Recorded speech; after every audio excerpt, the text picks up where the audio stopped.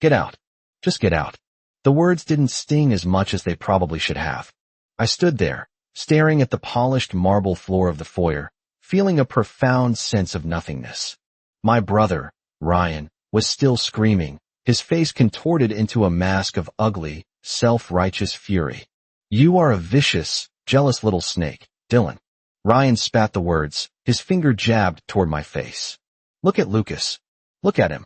He's shivering. He could have drowned because of you. I slowly lifted my gaze to the living room sofa. There sat Lucas, the golden child, wrapped in 3 different cashmere blankets, looking like a fragile porcelain doll that had been slightly dampened. He sniffled, clutching a mug of hot cocoa, his eyes wide and glistening with practiced innocence. I didn't push him, I said, my voice raspy.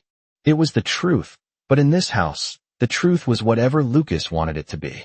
I was just the extra, the defective omega, the mistake. Don't you dare lie to me, my father, Marcus, boomed, stepping into the room. His pheromones were spiking, a heavy, suffocating scent of burnt wood that made the air thick. You have been tormenting your brother since the day he returned. You are a stain on this family, Dylan. A defective omega with a defective soul. I sighed, the sound heavy in my chest. I was tired. So incredibly tired. Not just from the screaming match, but from everything. In my past life, before I woke up in this body, I had survived a zombie apocalypse. I had fought for scraps of food, slept with one eye open, and watched humanity rot. Then I died, painfully, on a cold metal table in a lab. And for what? To wake up here, in this melodramatic novel, as the villain everyone hated? Fine, I said, turning toward the heavy oak door. I'll leave. You walk out that door, and you don't come back. My mother's voice cut in, sharp and shrill. She was descending the stairs, looking at me with the same expression one might view a cockroach. We are done with you. The engagement with the Sterling family? We're giving it to Lucas. Gavin wants a real omega, not a broken thing like you. I almost laughed. Gavin. The man who looked at me like I was dirt. They could have him. Keep him, I muttered, grabbing the doorknob. He's all yours. I stepped out into the night, the heavy doors slamming shut behind me with a finality that should have been heartbreaking. Instead, it felt like a shackle snapping open. I didn't take a coat. I didn't take my phone. I just walked. The rain started 20 minutes later. It wasn't a drizzle. It was a deluge, cold and unforgiving. I kept walking. My legs burned, my defective glands throbbed with a dull ache, but I didn't stop. I walked until the city lights blurred, until the upscale neighborhood gave way to empty roads. I walked until my knees buckled, and I collapsed onto the wet pavement. I lay there, staring up at the dark sky. The rain hammered against my face. It hurt, but it was a sensation. It meant I was alive, unfortunately. Is this a new trend? Competitive sleeping on the sidewalk? The voice was deep, rich, and laced with amusement. I blinked, wiping water from my lashes. A pair of expensive leather shoes stood inches from my nose. I tilted my head back. A man was standing over me, holding a massive black umbrella. He was tall, ridiculously tall. Even from this angle, I could see the sharp jawline, the dark eyes, the air of absolute power that clung to him like a second skin. A prime alpha. Who are you? I croaked. He tilted his head, studying me. Just a passing Samaritan. Or a kidnapper. Take your pick. I let my head drop back onto the asphalt. Kidnapper, I mumbled. At least you'd feed me before you harvested my organs. He let out a short, surprised laugh. You're burning up, kid. I felt strong arms slide under my shoulders and knees. The world tilted, spun, and then went black. When I opened my eyes again, I wasn't dead. I was warm. Too warm. I was buried under a mountain of down comforters in a room that smelled like cedar and expensive cologne. There was a wet cloth on my forehead. I reached up and yanked it off. Hey, leave that there, a voice scolded. I turned my head. The man from the rain was sitting in a velvet armchair, reading a tablet. He stood up and walked over, his presence dominating the room. You were running a fever of 103, he said, reaching out to touch my forehead. His hand was cool, his fingers rough. I'm Mason. Mason Sterling. The name clicked. The Sterling family. The ones my parents were desperate to marry into. The ones who were supposed to take me, the defective spare, until my parents decided Lucas deserved the better match. You're the other one, I whispered, my throat dry. The one they didn't want Lucas to marry. Mason smirked, a dangerous, jagged expression. That's me. The black sheep. The disappointment who started a gaming company instead of taking over the family oil business. He sat on the edge of the bed. Look, let's cut to the chase. You need a place to live. I need a spouse to get my mother off my back about settling down. My parents think I'm unmanageable. Your parents think you're trash. We're a match made in hell. I stared at him. He was proposing marriage like he was ordering a sandwich. 2 years, Mason continued, counting off on his fingers. We stay married for 2 years.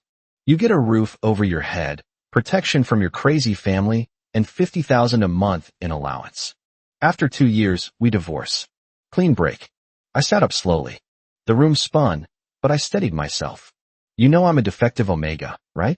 My pheromones are weak. I can't have kids. I'm basically useless to a prime alpha. Mason leaned in, his dark eyes locking onto mine. Do I look like I want kids? Do I look like I want some weeping, fragile omega who needs me to breathe for them? I want peace, Dylan. You look like you don't give a damn about anything. That works for me. So yes or no? I took his hand. Deal. We were married 3 days later at the courthouse. No guests. No flowers. Just signatures on a piece of paper. Then I moved into his penthouse. Life with Mason was strange. He wasn't the monster the rumors painted him to be. He was just loud, and opinionated, and weirdly domestic.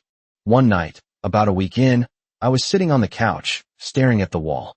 I did that a lot. It was safer than thinking. Mason walked in, shirtless, a towel draped around his neck. He had just finished working out. His abs were ridiculous, defined, hard ridges of muscle glistening with sweat. A prime alpha in his prime. He stopped in front of the TV, blocking my view of the blank wall.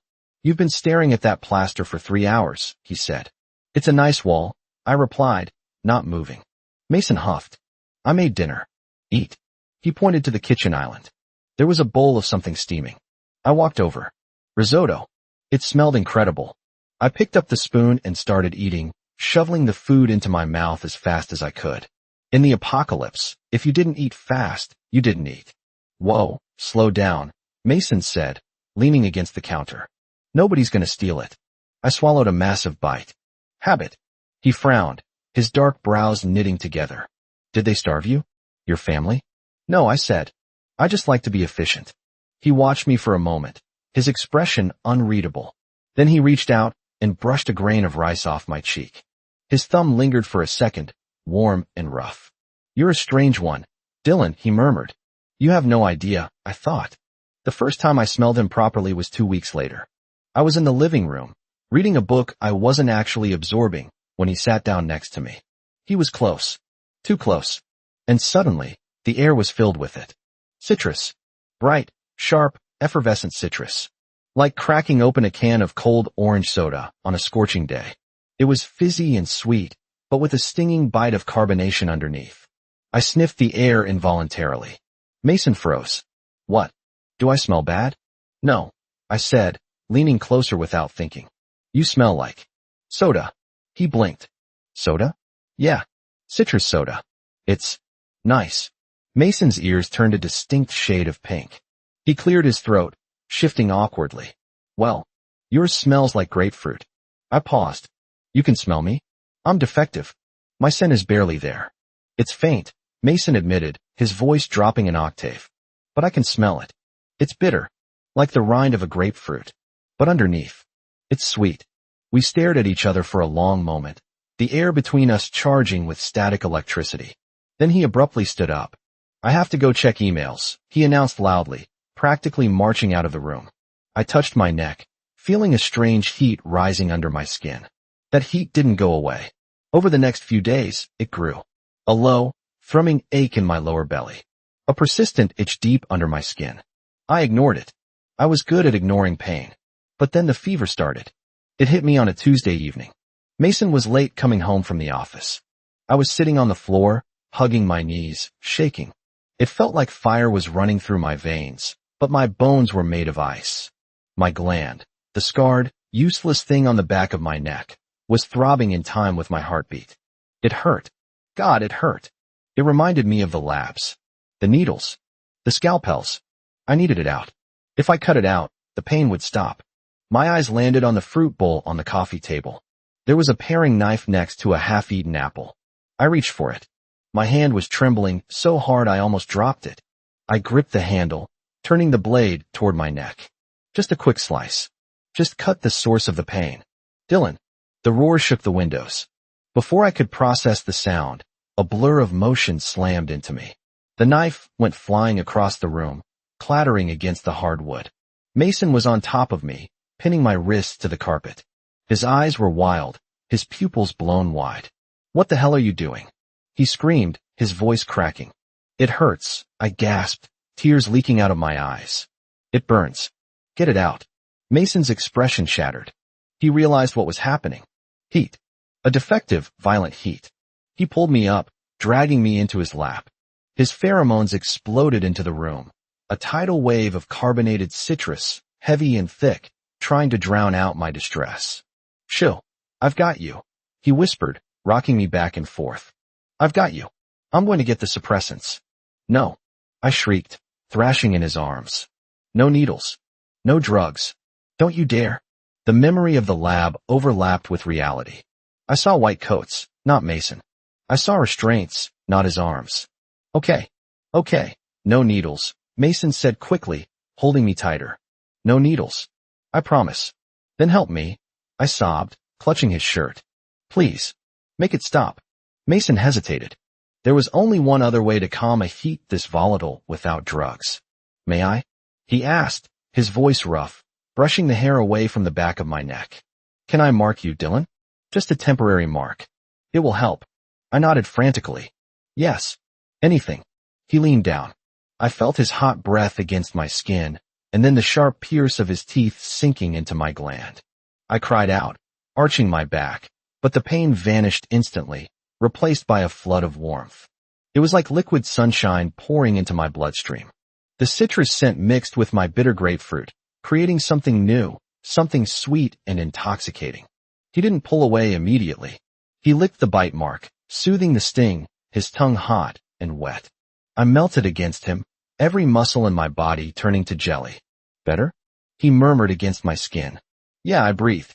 Much better. We stayed like that for hours, tangled together on the rug, until I finally fell asleep. Things changed after that. Mason stopped sleeping in the guest room. He moved into the master bedroom with me. He said it was to monitor my pheromone levels, but I noticed he slept with his arm draped over my waist, pulling me against his chest like a giant teddy bear. And I let him. Because for the first time in 2 lifetimes, I felt safe. But peace never lasts. The invitation to Lucas and Gavin's engagement party arrived on heavy, cream-colored cardstock. Mason tried to hide it, but I found it. We're going, I said. Mason frowned. You don't have to. I can send a gift and tell them to shove it. No, I said, buttoning my shirt. If we don't go, they win. They think I'm hiding in a hole, miserable. I want them to see I'm fine. Mason grinned, that sharp, shark-like grin returning. All right then. Let's go crash a party. The venue was a sprawling estate with a massive garden and a decorative lake. Lucas was the center of attention, glowing in a white suit, looking every inch the angelic omega. My parents were fawning over him. Gavin was by his side, looking bored but possessive. When we walked in, the room went quiet. Mason was wearing a tuxedo that cost more than most people's cars, and he had his hand firmly on the small of my back. I held my head high. Dylan, Lucas chirped, breaking the silence. He rushed over, a glass of champagne in his hand. I'm so glad you came. I was worried you'd be too. Ashamed to show your face. I looked at him calmly. Why would I be ashamed? I'm not the one who stole my brother's fiancée because I was insecure. The crowd gasped. Lucas's smile faltered. I didn't steal him, Lucas whispered, his eyes filling with those convenient tears. We're in love. You were just in the way. Mason stepped forward, his voice a low rumble. Watch your mouth, kid. Or I'll buy this venue and have you escorted out for trespassing. Lucas paled. He grabbed my arm. Dylan, please. Can we just talk? Privately. By the lake? I knew it was a trap.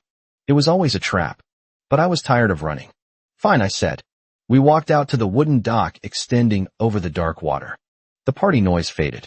You really think you've won, don't you? Lucas hissed, dropping the act instantly. His face twisted into a sneer. You think because you snagged Mason Sterling, you're someone now? He's just using you. Everyone knows he's the black sheep. He'll get bored of a broken toy like you. Maybe, I said, leaning against the railing. But at least I'm not pretending to be something I'm not. Lucas let out a screech of frustration. You ruined everything. Why couldn't you just die? Why did you have to come back? He lunged at me. It was clumsy. He grabbed my shoulders, trying to shove me backward. But he underestimated his own momentum. He slipped on the wet wood. He went over the railing with a splash. Help! He screamed, thrashing in the water. He pushed me. Dylan pushed me. I looked down at him. The water was dark and cold. I didn't push you, I said softly. But nobody was listening. I could hear footsteps running toward us. The accusations were already forming in their mouths. The vicious brother. The jealousy. The attempt on his life. I looked at the water. It looked peaceful. Quiet. If they wanted a villain, fine. If they wanted a tragedy, fine. I climbed over the railing. I didn't jump to save him. I didn't jump to drown. I just let go. I hit the water. The cold was a shock, stealing the breath from my lungs. I sank. Down, down, down. The silence wrapped around me like a blanket. It was better than the screaming. Better than the accusations. I closed my eyes, letting the darkness take me. Is this it? I thought. Do I die again? Suddenly, the water churned. Strong arms wrapped around my waist. I was yanked upward, breaking the surface with a gasp. I was hauled onto the dock. I coughed, water pouring from my lungs, my chest burning. Dylan, look at me. Mason was hovering over me, soaking wet. His tuxedo was ruined. His hair was plastered to his face. And he was crying. Actual tears were mixing with the lake water on his cheeks. You idiot. He roared, shaking me. Why didn't you swim? I saw you. You just sank. Why didn't you swim? I stared at him, dazed. You jumped in? Of course I jumped in. Mason shouted, his voice cracking. You're my husband. He pulled me into his chest, burying his face in my wet neck. His heart was hammering against my ribs like a trapped bird. Don't you ever do that again, he sobbed into my skin. Don't you dare leave me. I can't do this without you. I froze. He wasn't acting. This wasn't a contract. Mason, I whispered. Everyone is watching. Let them watch, he growled, lifting his head to glare at the gathering crowd. My parents were there, looking horrified. Lucas had been pulled out and was shivering, wrapped in a towel, but no one was looking at him.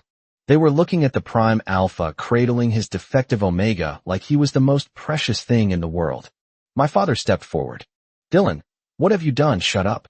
Mason bellowed. The sheer power of his alpha voice made everyone flinch. My father actually took a step back. You people make me sick, Mason spat, standing up and pulling me with him. He wrapped his soaking wet jacket around my shoulders. You drove him to this. You and your precious, lying golden child. If any of you ever come near my husband again, I will destroy you. I will bankrupt your company. I will burn your reputation to the ground, and I will laugh while I do it. He scooped me up into his arms, bridal style. We're going home, Dylan. I rested my head against his shoulder, shivering. Okay. The fallout was massive. Mason made good on his threats. He released security footage from the venue that showed Lucas lunging at me, slipping, and falling on his own. The narrative shifted overnight. The golden child was revealed to be a liar. The Sterling family, my parents, were pariahs. I spent a week in bed recovering from pneumonia. Mason didn't go to work. He set up a desk in our bedroom and worked while I slept.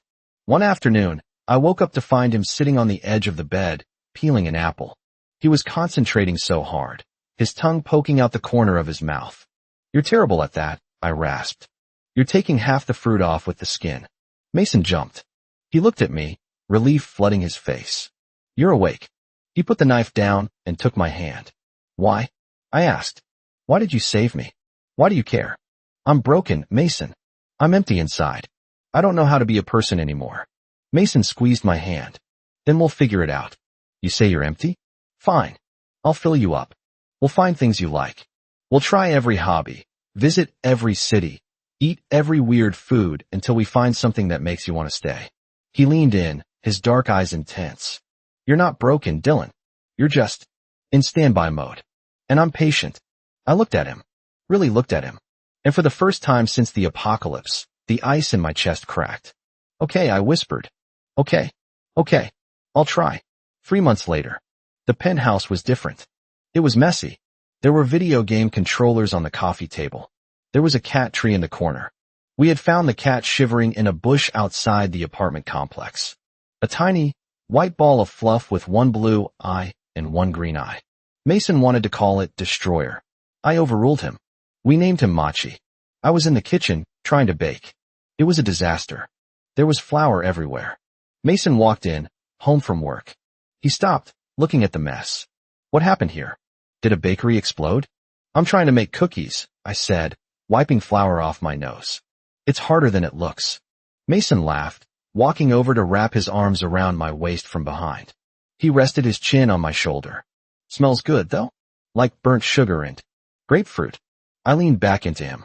He smelled like citrus soda and home. My phone buzzed on the counter. I glanced at it. A text from my mother. Dylan, please. We miss you. Lucas is having a hard time. Gavin left him. We just want our family back together. Please call. I stared at the screen. A year ago, that text would have destroyed me. Now, it was just noise. Mason saw it. His muscles tensed. Do you want me to handle it? No, I said. I picked up the phone. I typed 2 words. Wrong number. Then I blocked the contact. I turned around in Mason's arms, looping my hands around his neck. So I said, I was thinking. Yeah? Mason grinned, his hands settling on my hips.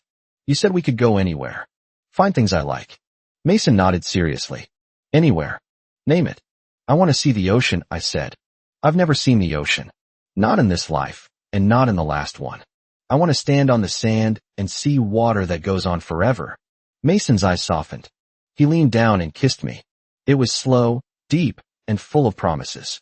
Then pack your bags, babe, he whispered against my lips. We're going to the beach. The dream I had that night was different. Usually, I dreamed of zombies. Of running. Of the lab. But this time, I dreamed of blue. Endless, shimmering blue. I was standing on a white beach, the wind whipping through my hair. I wasn't alone. Mason was there, holding my hand. And Machi was chasing a crab near the waterline. I woke up with the sun streaming through the window. Mason was still asleep next to me, his arm thrown over his eyes, his chest rising and falling in a steady rhythm. I watched him for a long time. The man who saved me. The man who jumped into the dark water when everyone else just watched. I pressed a hand to my chest. My heart was beating. Strong. Steady. I wasn't just surviving anymore. I was living. Mason shifted, cracking one eye open. Why are you staring at me, creep? He mumbled, his voice thick with sleep. Just admiring my investment, I teased. He chuckled, pulling me down into the sheets. Go back to sleep. We have a flight to catch in 4 hours. I snuggled into his chest, inhaling that sharp, sweet citrus scent. Okay, I said softly. Mason tightened his arms around me. I love you, Dylan. The words hung in the quiet morning air. He hadn't said them before. Not out loud. I closed my eyes, a smile touching my lips. I love you too, Mason. And for the first time in 2 lifetimes, I knew everything was going to be all right.